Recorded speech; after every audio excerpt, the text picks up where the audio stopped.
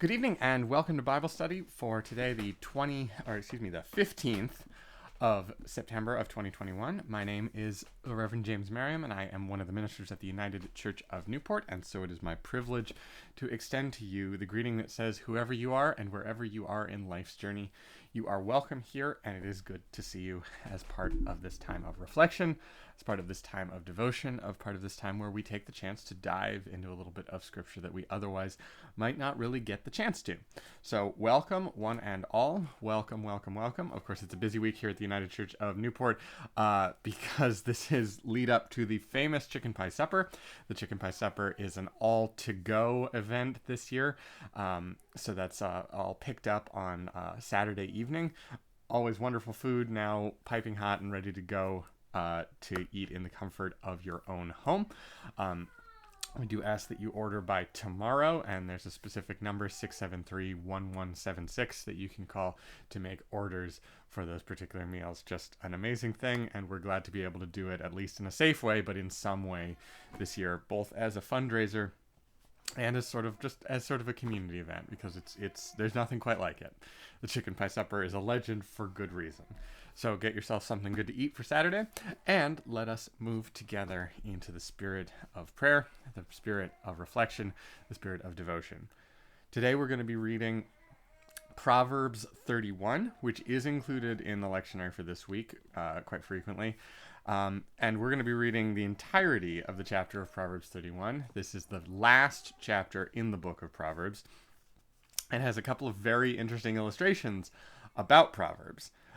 Proverbs is a book in scripture that perhaps years ago would have been referenced a lot, like really, absolutely, very, very frequently, especially kind of in your sort of high and haughty King James version, where it sort of seemed more dignified and more significant, and the aspects of it that are explicitly regal would have been focused on more, at least in some circles. Now, of course, we're going to be getting into exactly that question of sort of the regal significance of Proverbs, and Proverbs 31 has made quite a resurgence in recent years in certain circles for reasons that I will get into. But let's begin. Chapter Proverbs 31. I'm again reading from Robert Alter's contemporary translation of the Old Testament. And again, I am reading from the third and smallest of the three volumes in this, which is the Writings, which is in the Hebrew tradition, in the Jewish tradition. The Old Testament, or what we call the Old Testament, is divided. The Hebrew Bible is divided into three sections: the Torah, the five books of Moses, the Pentateuch, all the same name for the one; the prophets, which includes the bulk of the writing; and then the writings, which are sort of the catch-all and other. Proverbs is among the instances of wisdom literature. It's a collection, indeed, of proverbs, indeed of pieces of good advice. But for whom that advice is collected and why it's significant, that's what we're going to get into. So, chapter 31, starting from the beginning. Now, the lectionary and most readings of Proverbs 31 does not start from the beginning, and you will understand why very shortly. The word of Lemuel, king of Massa, with which his mother reproved him. No, my son, O no son of my womb, O no son of my vows, do not give your vigor to women, nor your ways to destroyers of kings. Not for kings, Lemuel, not for kings, the drinking of wine, nor for rulers strong drink, lest he drink and forget inscribed law and reverse the judgment of all wretched men. Give strong drink to the perishing man, and wine to those deeply embittered. Let him drink and forget his privation, and his misery let him no more recall. Open your mouth for the dumb, for the judgment of all fleeting folk. Open your mouth, judge righteously, grant justice to the poor and the wretched. And this is where the what's more often read and where the lectionary begins. A worthy woman who can find. Her price is far beyond rubies. The heart of her husband trusts her, and no prize does he lack. She repays him good and not evil all the days of her life. She seeks out wool and flax and performs with willing hands. She is like merchant ships. From afar she brings her bread.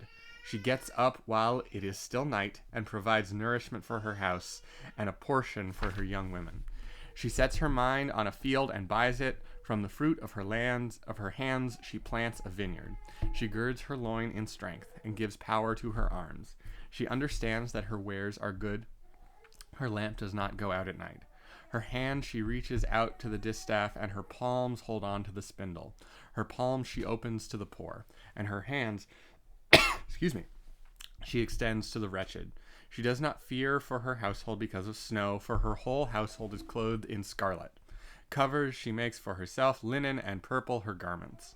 Her husband is famed in the gates, when he sits with the land's elders. Fine cloth she makes, and she sells it. A loincloth she gives to the trader. Strength and grandeur are her garment, and she laughs at the day to come. She opens her mouth in wisdom. Teaching of kindness is on her tongue. She looks after the ways of her house, and does not eat the bread of idleness. Her sons rise and call her happy. Her husband, he praises her. Many daughters have done worthy things, but you surpass them all. Grace is a lie, and beauty mere breath. A Lord-fearing woman is she who is praised. Give her from the fruit of her hands, and let her deeds praise her in the gates. So you may recognize this as the so-called Proverbs 31 wife, the Proverbs 31 woman, as being a sort of a neo-orthodox or a purity culture revival recently, in terms of this being the example and sort of what should be lifted up as an ideal for women in all walks of life. Of course, that's really starting from verse 8, not focusing on the whole sweep of things, and especially not putting this in the context of who it is and who's being talked to. Now, this is called the word of Lemuel, king of Massa, with which his mother reproved him. So it's not entirely clear, but it's the speaker here is this king's mother, not the king, his mother. The lessons of a lifetime and the lessons that she is giving to him as it seems he is seeking a wife. Now, the bulk of the passage is the description of these virtues that one would be looking for in a woman, in a wife, but it begins with this exhortation to do not give your vigor to women, nor your ways to destroyers of kings. Now, vigor is used sort of duplicitously here, that it can have sort of a sexual aspect, but really what it means is wealth, and sort of attention in showing, putting your money where your mouth is, your money showing what's of the most value. So it's, do not give your vigor, do not focus so entirely, do not give over to decadence, and in effect, harems, brothels. Do not give over entirely to this, for you, as a king, have responsibilities. So, specifically right afterwards, not for kings, Lemuel, not for kings the drinking of wine, nor for rulers strong drink, lest he drink and forget inscribed laws. Those who have power over life and death, those who with a word can change the whole direction of a city, or at least of a great household, ever being without your full wits is terrible and unacceptable. Of course, it's also incredibly commonplace. So this is sort of a just say no, a complete no, a frankly sort of similar to the sort of 12-step prospect of completely cutting off from any tiny remnant of any kind of intoxicants, because the word of a person in this position is simply so strong and so powerful. Now, that is not a universal instruction, as that because this is very clearly sort of the gospel according to Spider-Man, that with great power comes great responsibility, and even small slip-ups by those with great power cause great harm and great sorrow. Give strong drink to the perishing man, and wine to those deeply embittered. That it's not that there's an issue with wine. There's not necessarily even an issue with being drunk. It's that those on the margins, those who are weak, those for whom there is no consequence, it is a mercy. Let him drink and forget his privation, and his misery let him no more recall. And then it says specifically, open your mouth for the dumb, for the judgment of all fleeing folk. That again, it is the responsibility to stay sharp for those in the positions of power. There is a responsibility to be the voice for the voiceless, the voice for those who cannot speak or will not speak, those who are timid, those who are deprived of a voice in society generally. And that's referenced a couple of other times when there are references to the gates. And there are a couple of references to the gates in the section about the worthy wife, basically because as either a king or an elder in this community, one of the prominent citizens, quite a lot of time apparently would have been given over in this society, or in this sort of example society that's being presented here, to sort of to to the leaders in the community, sitting as judges. Very similar to today's judges. Very similar, actually, to sort of like small claims courts. And frankly, because these are held in very public places and would have been watched by many people, very similar to your sort of like court TV, like Judge Judy type of things. However, of course, in all of this, this is the words of King Lemuel, king of Massa, with which his mother reproved him. Words that perhaps he remembers biting deeply, and by which he was encouraged to live his life. He perhaps fell short of these words many times, and is now trying to live by them more closely. However, there is no historical record or no correlation of any of this, of this person existing, of this place existing, really of anything about it.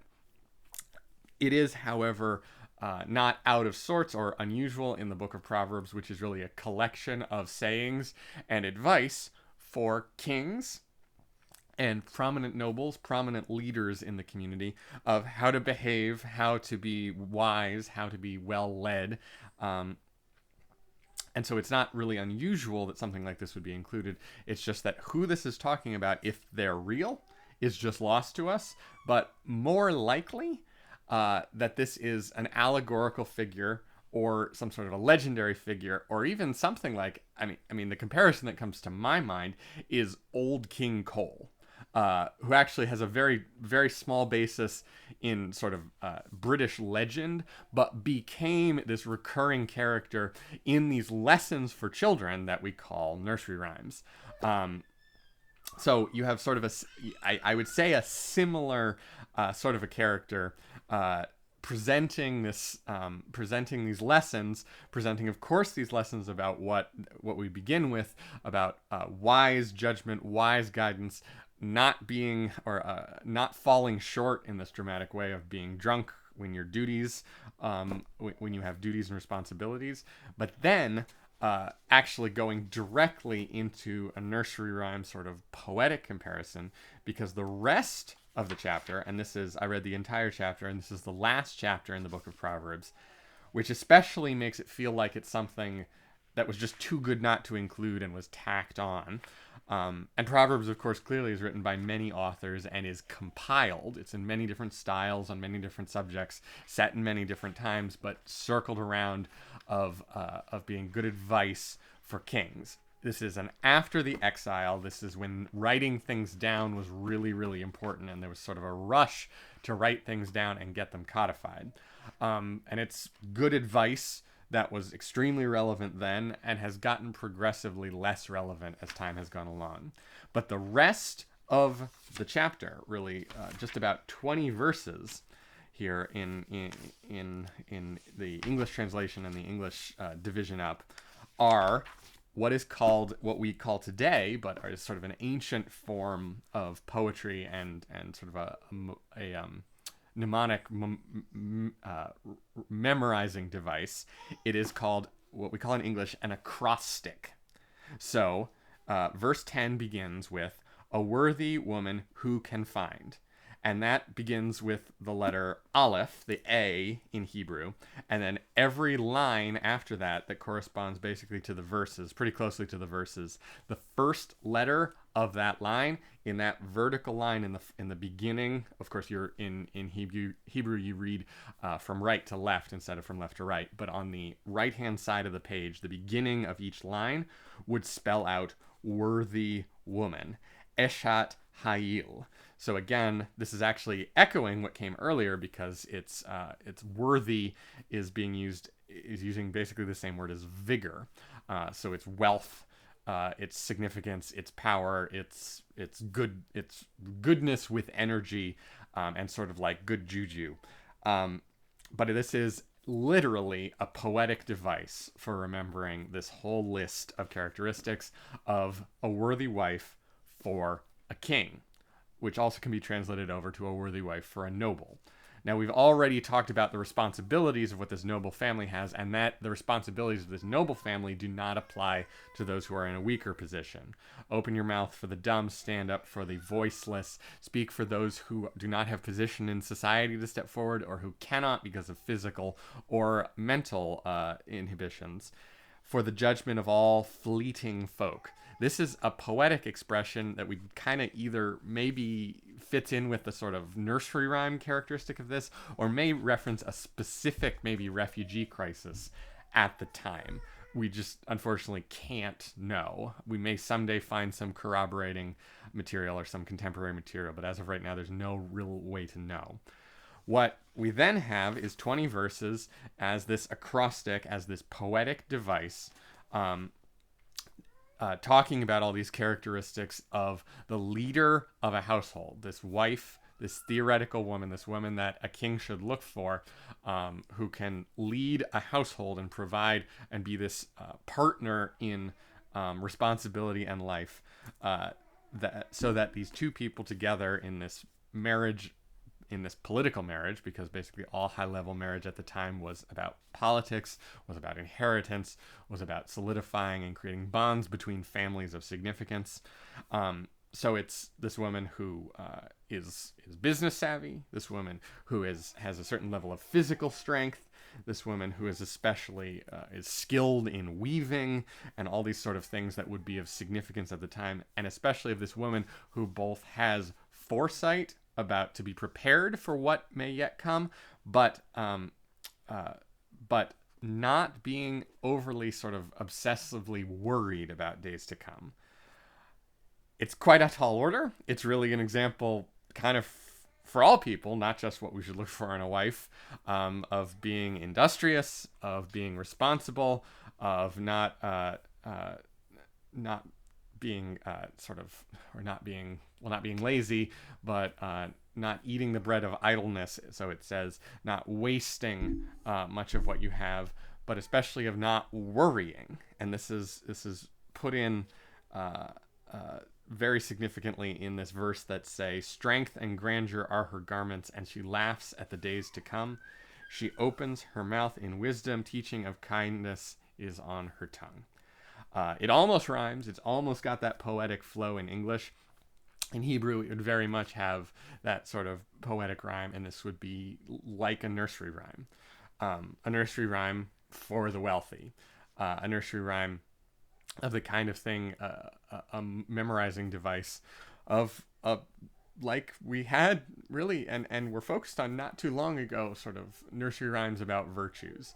I remember watching a few the Book of Virtues animated cartoons. I know before that there were books, and before that there were poems, and that was a whole long running thing that was influential to a lot of people. It sort of fell apart. I think it was when the CEO of the corporation behind it was caught both having multiple affairs and drunk driving multiple times, and I think was in prison for a while.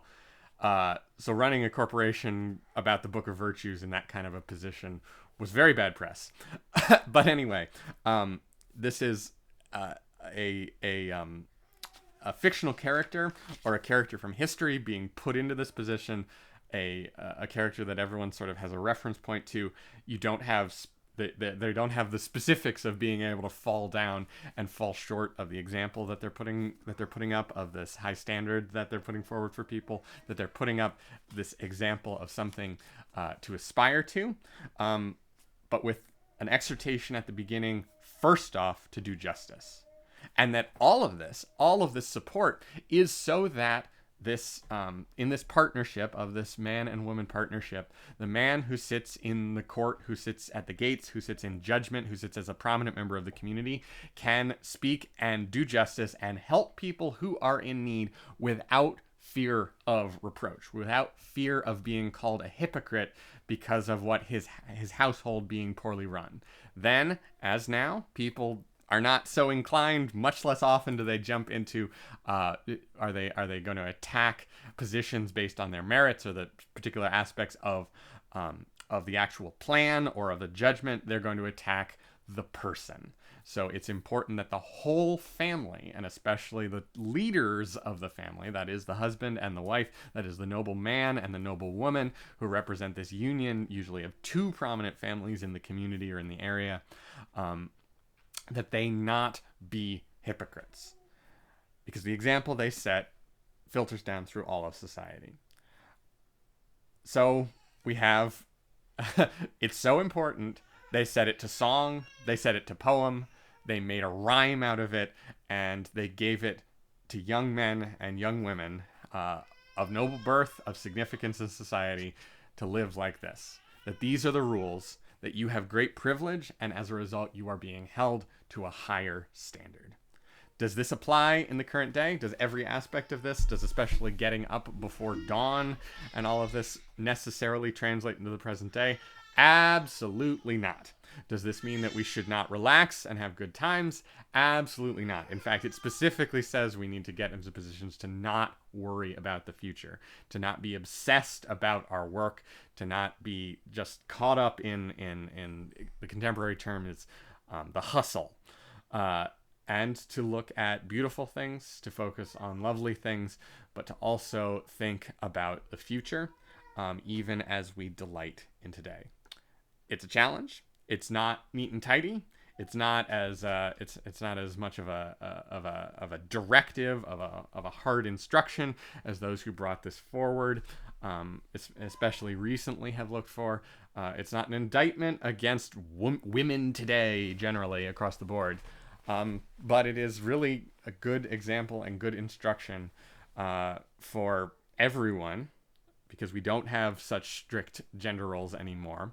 We are participating in a broader and wider society, and we recognize at last that it really should be based on talents rather than subjugated based on gender entirely. Because that's what we hear. We hear in there an expression of leaning into talents, of celebrating all different kinds of work and how they contribute, and being a whole family and a whole community, because those are inherently intertwined. It's not leadership just of a small household, and there is some of this that can be applied to the poorer, simpler households in the community, but most of it cannot. It's a historical curiosity, and it's sort of one where, especially an interesting example of looking for similar things in our own nursery rhymes and our own sort of poetic tradition and the examples that we set. Of course, Ben Franklin wrote a lot of things like this, like early to bed, early to rise, makes a man healthy, wealthy, and wise. Almost exactly the same, but talking about men. A stitch in time saves 9, which is to be careful in your work. Both, he specifically uses embroidery, which was women's work at the time, though of course he sometimes worked as a tailor, if I recall. So a stitch in time saves 9 to fix the mistake that's made in haste.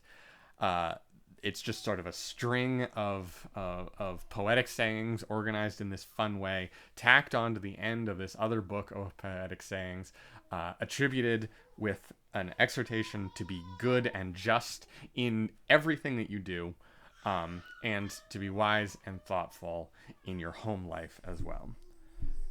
There's a lot there, clearly. Please read it over, read it a few times, read it in different versions, knowing that you're sort of missing out on this aspect of the Hebrew, but unfortunately, we're all missing out on that.